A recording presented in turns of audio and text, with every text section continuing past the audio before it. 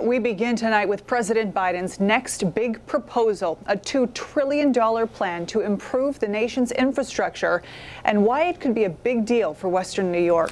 The president laying out his plan in Pittsburgh this evening. He says that billions of dollars will go toward transportation, manufacturing, housing, research and development, water infrastructure, and school buildings. The president plans to pay for at least part of this plan by raising corporate taxes. Tonight, local lawmakers and advocates tell 7 Eyewitness News reporter Ali Tui this investment is needed now more than ever before, especially here in Western New York.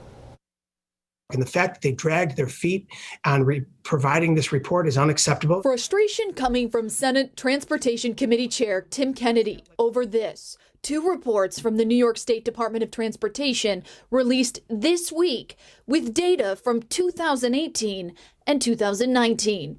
The reports show state roadways are deteriorating faster than any other time in the past 3 decades due to a lack of funding. Those reports are eye-popping, quite frankly. The deterioration that we're seeing in our roads and our infrastructure across the state of New York calls for generational investment. The DOT didn't respond to our inquiries. Mike Elmendorf is president of Rebuild New York Now, a coalition seeking to raise public awareness about the issues impacting the state's infrastructure.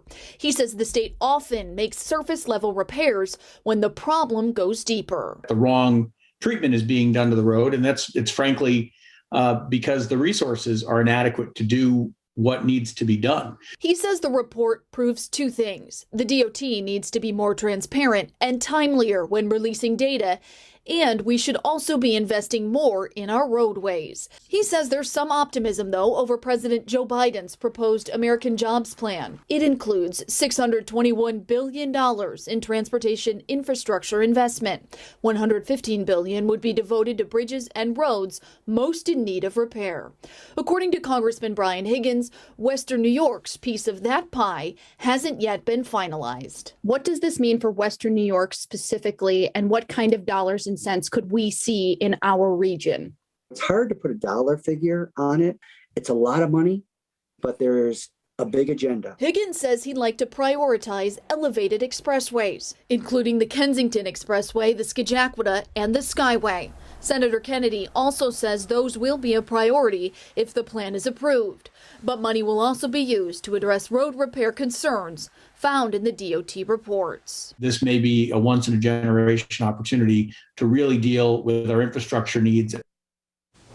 Ali, live with us tonight. Now, Ali, if this all gets approved, how long, when might we start to see some action from this American Jobs Plan here locally?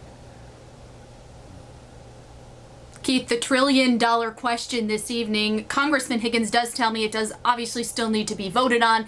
He anticipates that could happen by June or July, and that if it passed, we would expect to see some changes beginning the next fiscal year, meaning October 1st of this year.